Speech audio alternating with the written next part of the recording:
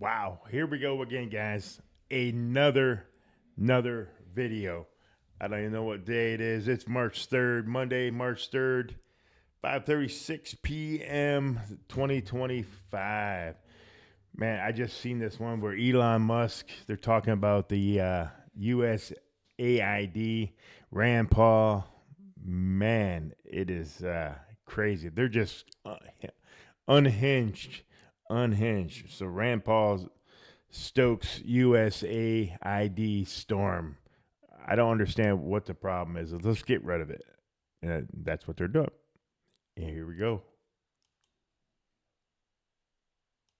$0.9 trillion to make up for it. It's one of the reasons that we now have over 36 outrage. But the outrage is better suited for some of the absurd, wasteful spending they've already uncovered. Let's look at USAID. My hat's a little They crazy. provided full funding for Al-Qaeda terrorist Anwar al-Awlaki to attend college in Colorado. They gave Listen to this, guys. to start a Palestinian cement factory, which is used to help Hamas build terror tunnels into Gaza. How can you be this stupid? Another $1.5 million to advance diversity, equity, and inclusion in Serbia's workplaces and to business communities. How does that help an American? $47,000 for a transgender opera in Colombia. How does that help America? $2.5 million for electric vehicles in Vietnam. How does that help America? A multi-year study from the Middle East Forum uncovered $164 million of approved grants to radical organizations, $122 million going to groups aligned with designated terrorists. How does that help Americans? All I can say, I believe it's money laundering. I don't see a bunch of other countries coming to us and saying, "Hey, where's my money?" But I do see a bunch of politicians, left and right, both screaming. You know what I mean? Well, we can't get rid of USAID because, yeah, just my opinion. But what do you guys think? I think it's money laundering. Do you guys think it's money laundering? Just could you guys put yes or no down there, what you guys are thinking? I'm just curious what everybody else thinks because I think it is. But, yeah, we're going to go on. And billions more to add charities that have histories of failing to... Huge conflict of interest, and it's really just the tip of the iceberg. I mean, what we uncovered in our reporting is that the USAID has basically been bankrolling an organization called the Organized Crime and Corruption Reporting Project, which has been in the process over the last decade and a half of really taking over so-called independent investigative journalism around the world, usually relying on strategic leaks by the intelligence community, but with an aim to really undermine the independence of investigative journalism. When we started investigating these guys, they threatened to sue us right away. They have a $9 million fund just to sue people. It's called Reporters Shield, but it's an offensive weapon that they use to basically shut down any inquiry into what they're doing. And we've even seen we've now traced that USAID money to investigations that were essential to the 2019 impeachment of President Donald Trump, and then also to the Russiagate hoax, particularly spreading misinformation and malinformation about Trump's alleged ties to the Russians. You got to remember, none of that was real. They did all this because they knew he was going to be president. It's a joke what they did to Donald Trump. It's a joke. Everything that they said is a lie. Why do you think he's still in court? There's not one court case he won. Oh, wait, that one lady, that ugly, whatever her name was, that they said that he raped her or something. Nah, he's still in court. He's not convicted.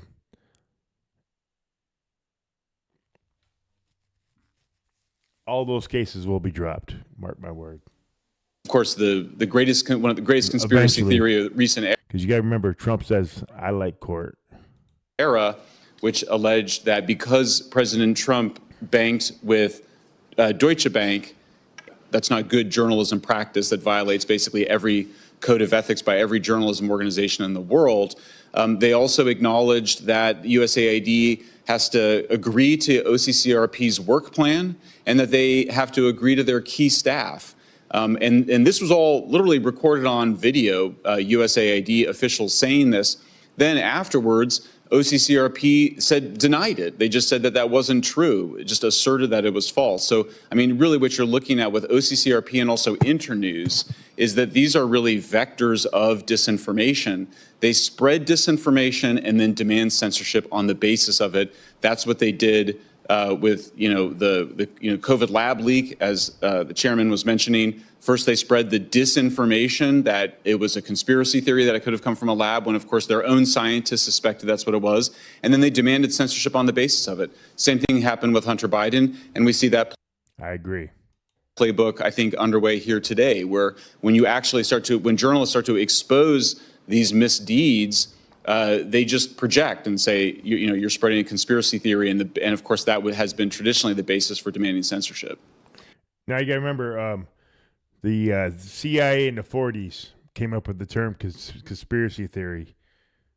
Conspiracy theorists. All right, are they? How's the CIA doing today? How's the FBI doing? Kash Patel. Let's get our frickin' Epstein list. They won't. Pam Bondi, Epstein list. She won't. Dan Bongino, where's the arrest? He won't. Pete Hegseth, let's do something. You're a veteran. You probably won't either. I said there's snakes in the area. They're just covered in patriot clothing.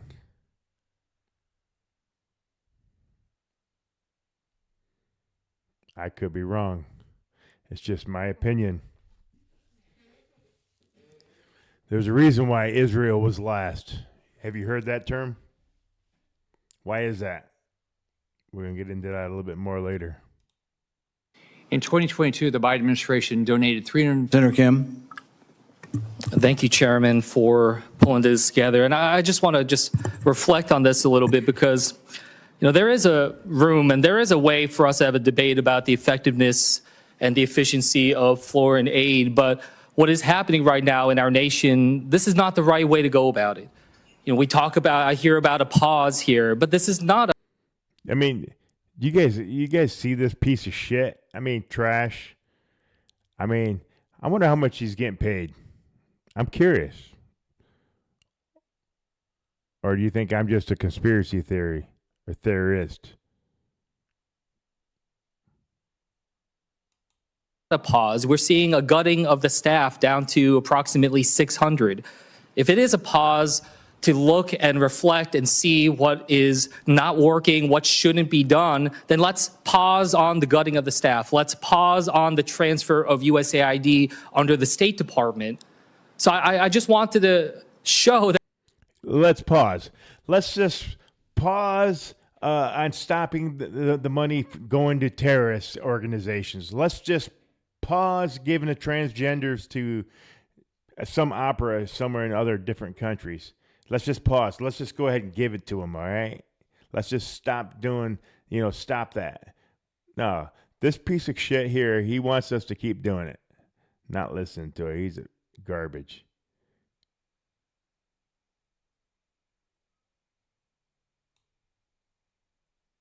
In trying to get the message out about different public policy approaches to how to handle the COVID pandemic. So it's not just happening abroad, it's happening here at home. And arrest Anthony Fauci. I repeat, arrest Anthony Fauci. And again, I applaud what we've seen with the opening of Twitter and X, making that much more of an open forum. And again, I think generally speaking, kind of light is the disinfectant here. We see a lot of money being paid to research or, quote, study disinformation. Can you paint a picture of how that research can translate to actions to take down constitutionally protected speech, especially here in the United States?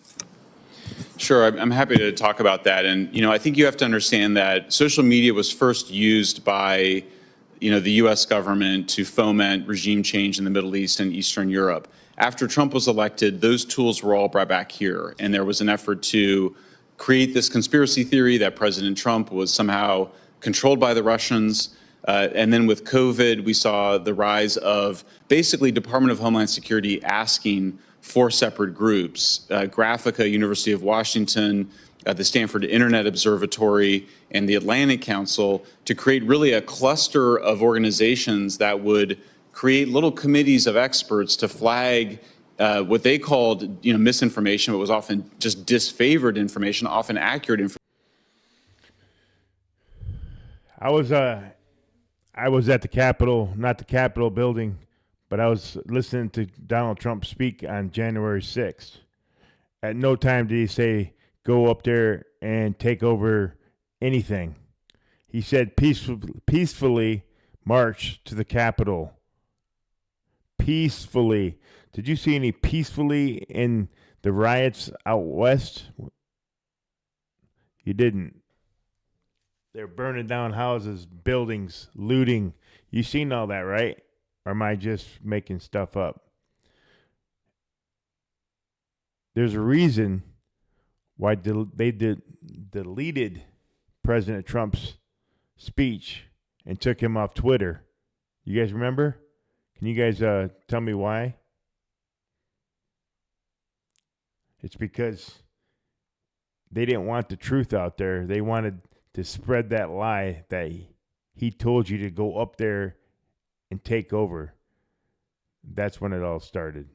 Come on, guys. It's simple. Information first around the 2020 elections and then around COVID in 2021, where they were actually had a direct pipeline through this Jira software system, ticketing system, where they were able to basically demand directly to Facebook and Twitter that they take down posts that they thought were contributing, again, not just to false information, but to the wrong narrative, including true stories of vaccine side effects that were contributing to vaccine hesitancy.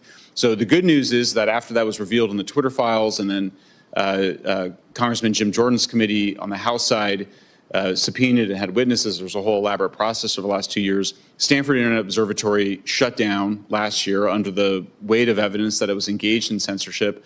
I think we've now been able to push back against a significant amount of it, and President Trump has obviously signed an executive order supporting free speech. But I think it was a very dark moment over the last 12, really over the last 10 years, where we saw a whole set of groups that were involved in regime change operations abroad start to turn those weapons inward against us. That's exactly right. We had you guys, some of you guys out there watching, started doing this. Remember when you guys put bags over your head during the COVID? I mean, you put jugs on your heads just to go into the store. You have the freedom. This is America. Remember, you tried to stop us. Remember, people wouldn't take the jab and then they had to go find other work. Remember the service members that didn't want to take the jab and then now they're hiring them back? You guys didn't care about those people. But all of a sudden now you want to care about the people that are losing their jobs, DEI hires and all that. Yeah, I'm going to leave it right there. Elon Musk and USAID, the storm. Rand Paul is all over it, man. Watch this video. This is awesome. All right, guys. That's one more video down, guys. I appreciate it. Like I said, 80% of you guys are not subscribed. If you guys would do that, that would be amazing. I'm going to make one more video.